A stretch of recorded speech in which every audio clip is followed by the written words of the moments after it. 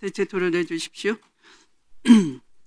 네, 오늘 내란이 발발한 지 딱 1년이 되는 날입니다. 그런데 아직도 내란은 진행 중이고요. 실제로 내란을 일으킨 주범들과 주요 종사자들 아직도 제대로 처벌을 받지 않고 있습니다.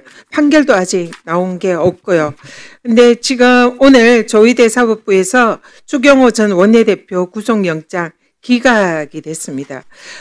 사실상 계엄 해제 표결을 방해한 혐의이고 가장 중요한 이 내란 동조 혐의다 이렇게 봅니다. 이런 구속영장 기각을 하는 것은 통상의 법원에서도 이런 기각이 그동안 예를 보면은 지나치게 이 특검의 수사를 방해하고 있는 게 아닌가 이런 지적을 할 수밖에 없습니다. 이런 기각은 국민에 대한 배신이자 내란을 종식하라는 국민의 명령에 사실상 반대하는 사법 유린이다 이렇게 생각합니다.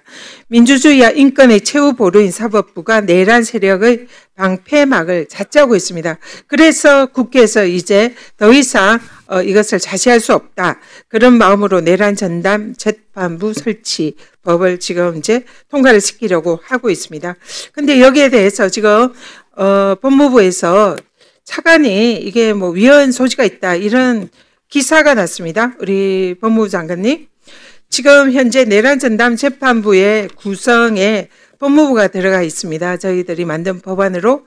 그래서 법무부가 이 전담 재판부 구성에 들어가 있기 때문에 위헌이다. 이런 주장을 하는데요. 이 부분에 관해서 지금 다음 PPT를 보시죠. 현재 법원조직법에 대법관 후보 추천위원회 법무부 장관 있습니다. 아시죠? 네네. 이거 위헌입니까? 뭐 현재까지 뭐 위헌이라고 하는 그런 주장은 현행 시행되고 있는 법이고요. 지난번에 법원 행정처장께서도 이거 위헌이 아니다 말씀을 하신 바 있습니다. 예, 다만 저는 요것과 관련해서 네, 말씀드리는 잠깐만요. 아니고, 제가 물은 거 예. 아니고요.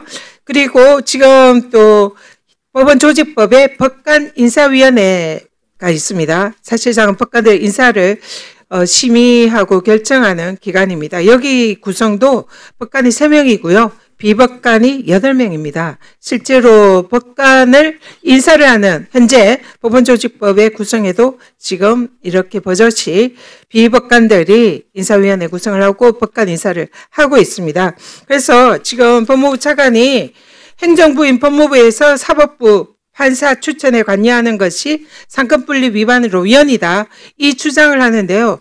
지금 이 법무부에서 이런 주장 하시면 안 됩니다. 현행법에 버젓이 있는 내용을 가지고 이것을 왜곡한다. 네, 그래서 제가 정확한 내용은 잘 모르겠는데요. 어쨌든 뭐 그 내란 위헌죄라고 하는 헌정 질서를 파기하고 법치주의를 훼손한 범죄에 대해서 좀 신속하게 재판을 해달라고 하는 게 국민적 요구사항 아니겠습니까? 저는 뭐 관련 법에 대해서는 충분히 입법 취지가 인정된다고 보고 있고 어쨌든 뭐 법원 지금 그 재판부의 조직 구성 관련해서는 저는 상당 정도 입법 형성권, 재량권이 있기 때문에 물론 뭐 위헌 주장은 할 수는 있겠지만 뭐 저 개인적으로 위헌이라고 생각하지는 않습니다. 네. 이미 있는 지금 법원조직법도 무시하고 내란 전담재판부가 위법이다 이런 주장은 국민들 오도하는 거고요. 사실상 재판 독립이라는 명분하에 내란 종식을 방해하는 행위다 이렇게 생각합니다. 법원도 무조건 이거 위헌이다 이런 주장하지 마시고요.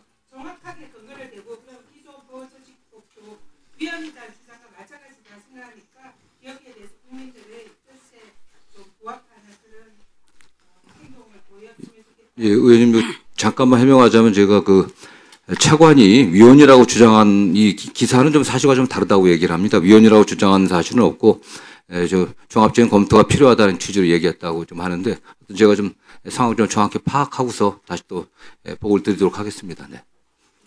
제가 이 답변을 좀 드려도 되겠습니까, 위원님? 아, 예. 사법부에 대해서 또 법치에 대해서 항상 존중해 주시는 위원님에 대해서 늘 감사하다는 말씀 먼저 드리겠습니다. 저희들이 여기 대해서 위헌적이라는 입장을 밝힌 이유에 대해서 간략히 말씀드리겠습니다. 첫 번째는 이제 위원님 말씀해 주신 것처럼 이제 대법관 후보 추천위원회라든지 법관 인사위원회라든지 하는 것은 대법관이나 이제 일반 법관들을 선발할 때 있어서 그분들이 모든 사건을 담당하게 될 텐데 그분들의 도덕성이라든지 또 그분들의 실력이라든지 이걸 이제 검증하는 절차지 이렇게 이제 특정 재판을 맡는 법관을 선정하는 그런 절차하고는 본질적으로 다르다는 점을 먼저 말씀을 드리고요. 그리고 이 부분에 있어서 이제 저희들이 이제 여러 가지 문제점 제기를 했지만 재판부도 구성에 추천위원회가 들어가지만 결국은 대법원장이 임명을 합니다. 대법원장의 권한이고요.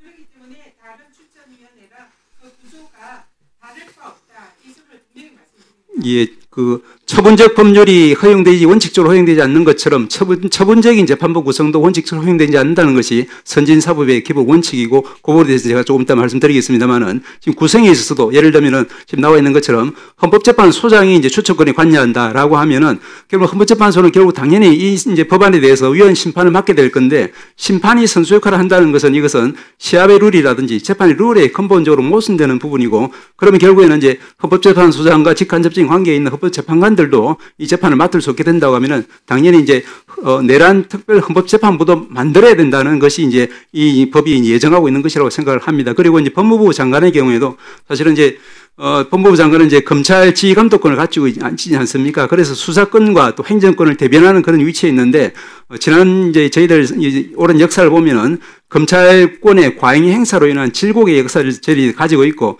가장 최근에도 그 연장선에서 그 검찰 책임자가 대통령이 됐다가 12.3 위헌적인 비상계엄을 하는 바람에 이렇게 이제 국민들에게 큰 피해를 지금 입힌 상황인데 이와 같은 직전의 역사가 있는데 이와 같이 이제 그 법무부 즉 수사권과 행정권을 대변하는 그런 기관이 우리 사법권의 영역에 들어온다는 것은 굉장한 이제 사법권 제한 내지 침해라는 것이 저희들 입장이라서 그 부분은 밝히지 않을 수가 없습니다. 결자 해지를 계속 말씀드렸는데 스스로 법원이 자성하지 않고 결국 국민들에 의해서 지금 이런 재난재판부를 구성하는 이런 지경까지 온 겁니다. 거기에 대해서 먼저 자성하는 것이 우선돼야 하지 않을까. 위원님 말씀에 공감합니다. 저희들도 지금 이렇게 여러 가지 이제 목소리가 나오는 부분은 결국에는 이 내란 재판에 대해서 공정하고 신속한 재판이 이루어지지 않는다는 국민들의 어떤 질타가 많기 때문에 거기에 대해서는 저희들이 반성하고 성찰을 하고 있습니다. 다만 이제 공정이라고 하는 것은 결국 우리가 이제 우리 헌법은 신급 제도에 따라서 1심은 2심으로, 2심은 3심으로 이렇게 신급 제도에 의해서 최종적인 이제 재판의 공정을 확인하도록 되어 있는 것이고 신속성이라고 하는 것은 사실은 이제 제가 여러 번 말씀드렸지만 이 담당 재판부가 1월 또는 2월까지 반드시 이제 사건을 선고를 하겠다라고 지금 공언을 하고 있는 상황이고 그 부분에는 저희들 사법부에 명운이 걸려 있다라고 저희들 생각하고 있습니다. 그런데 만약에 내란 특별재판부 법을 통과시켜서 재판이 그 위헌성 시비로 인해서 중지되어 버리면은